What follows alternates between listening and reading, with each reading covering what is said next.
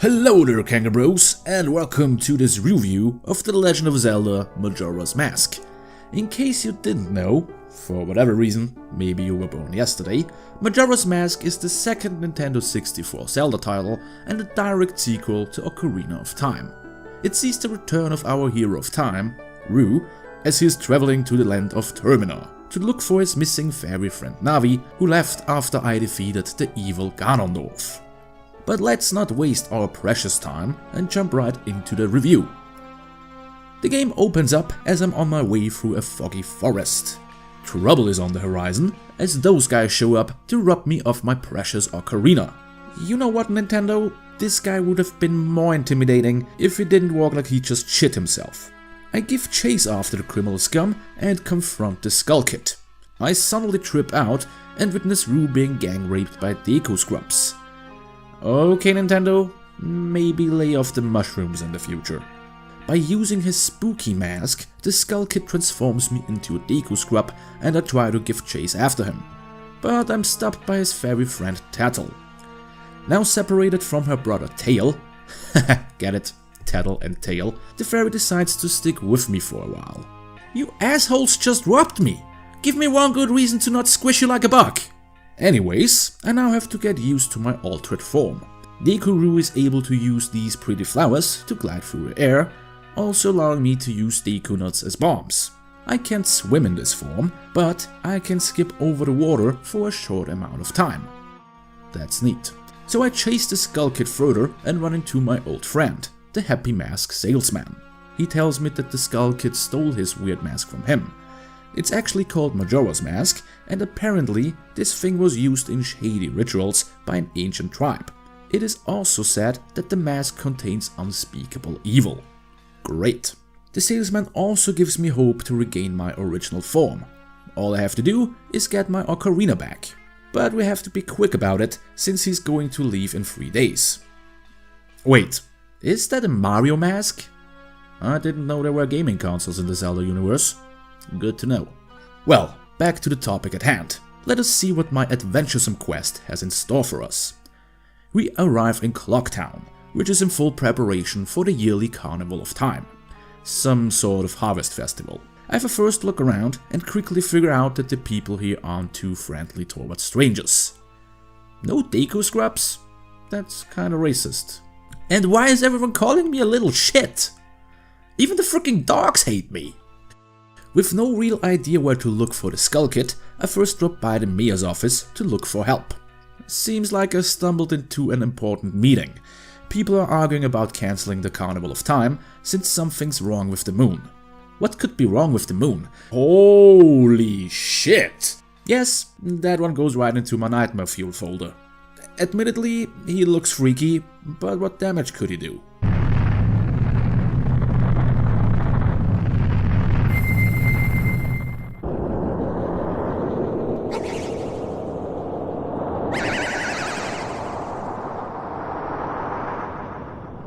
Okay, maybe I should do something about this. Fortunately, Tattle comes up with the idea of talking to the town's great fairy. Unfortunately, it turns out that the Skull Kid already visited the fairy, tearing her apart into lots of smaller fairies. I help the fairy to pull herself back together, and she gives me the bubble attack in return. She also points out the moon problem and sends me to the town's observatory. Using the telescope there, I figure out that the Skull Kid is on the town's clock tower. Wait, how the fuck did he get up there? And how the fuck do I get up there? It seems that I'm lucky, as the way up to the tower opens up on the eve of the Carnival of Time. Which means that I still have some time left. So why don't we take a look around town before confronting the Skull Kid? Oh look, there are some familiar faces here. One really important and impressive part of the game is that every NPC in it follows its daily schedule and can be found at different places throughout the day. Some shops and establishments are only open during special hours too. I'm sure you're dying to hear what every single character is doing throughout the game's 3-day period, so let me tell you all about it. I'm just kidding. I'm not that crazy. But if you want to play this game yourself and have some trouble with keeping up with all the characters, I can give you a little tip. You can get this journal here, documenting all the important places and times regarding the game's characters. It helped me out a lot in stalking my victims. In achieving my goals. So the eve of the carnival is finally here and the way to the Skull Kid opens. I confront the asshole and Tail tells me something about the swamps, mountains, ocean and canyon. I should go there and bring something from there here. Dude, in case you didn't notice, the whole freaking world is ending right now. I managed to get my ocarina back and even remember the Song of Time. Playing that sweet tune, I'm transported back to the morning of my arrival. Time travel. I like it. I return to the Happy Mask salesman and he teaches me the Song of Healing. A magical song allowing me to capture spirits and masks and to get rid of my Deku form.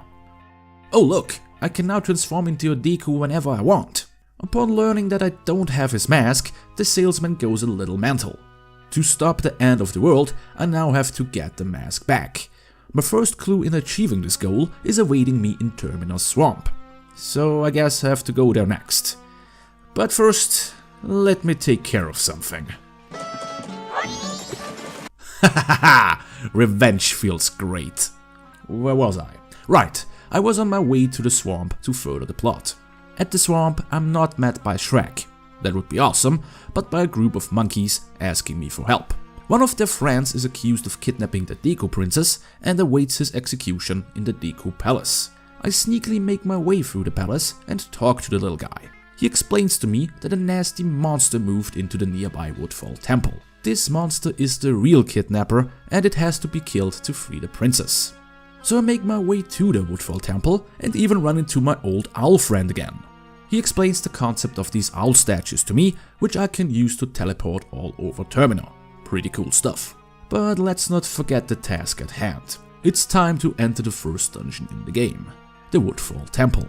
It's pretty much like all the previous dungeons we saw so far, but the puzzles here require me to use both my human and Deku form.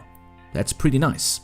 I go on to pick up the hero's bow and make my way to the boss room, where I'm confronted by the jungle warrior Odolva. He goes down like a little bitch and I get yet another mask.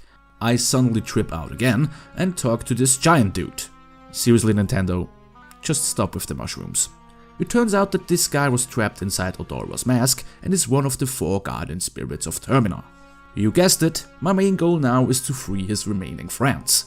But I got a princess to save first. I do find her, return her home, the monkey is saved, and I'm hailed as the hero of the Dekus. Well done! You shit? Why is everyone so mean to me? You know what?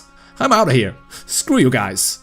Next I make my way to Termina's mountains and arrive at the mountain village. Things are kinda chill here. Thank you.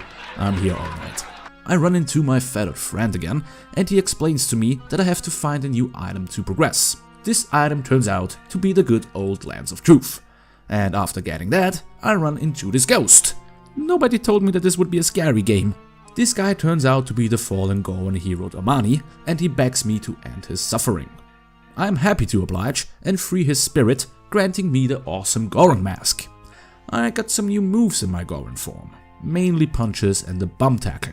And I'm also able to roll around and pound the ground with the might of 100 Gorons. Well, maybe not 100, but I think that one sounds cooler. I use my new abilities to reach the Goron city, and it turns out that they got a problem here. Ugh, fuck that noise. The Goron elder went missing and his little son is really missing him. So I guess I have to find him first before I can continue my quest. I find the old fart frozen solid, I throw him up and learn an ancient Goron lullaby in return. I'm telling you all that since I have to use this song to reach the second dungeon, the Snow Hat. Just like the first dungeon, I have to use my new mask to progress and eventually find a new item, the fire arrows. Neat. The second boss fight pits me against Goth, the mechanical monster. This fight is pretty cool, so I won't spoil it too much for you. Defeating the monster frees Termina's second guardian, and with the curse lifted of the temple, the nasty ice in the mountains disappears. Hooray to me! With the ice and snow gone, I can now waste some time with side quests. First, I can go through this guy's trial to prove myself worthy of using the powerful Goron powder kegs.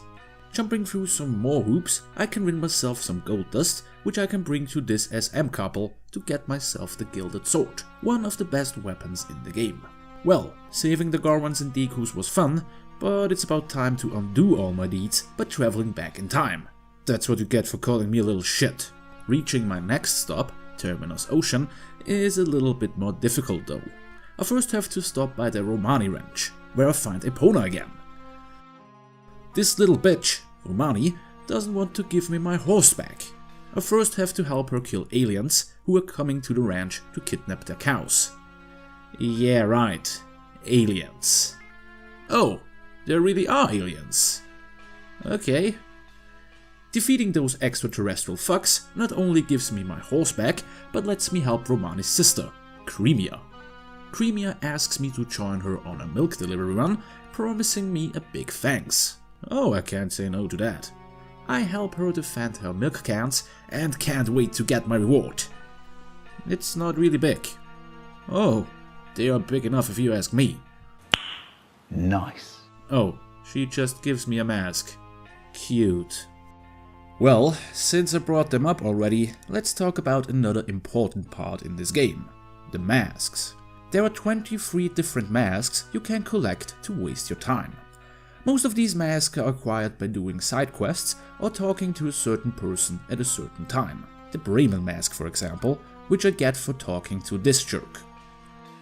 Or the Camaro mask I get for talking to this half-naked undead dance master. And let's not forget the Couples mask, which you get for doing the Anju and Kafai quest. It's filled with their love. Yummy. Oftentimes, these masks give you special abilities. The Camaro mask, for example, can be used to swoon these dancer ladies. I don't know what's going on back there, but it doesn't look healthy. Some masks have longer lasting uses, like the bunny hood, which allows me to go really fast. The masks are not only there to waste your time, but can be used to acquire one very special mask towards the end of the game. But we will talk about that in the next video. That's right, I am dividing this review into 2 parts, since I don't want this to be one long video nobody is watching. So I see you in part 2. Bye bye!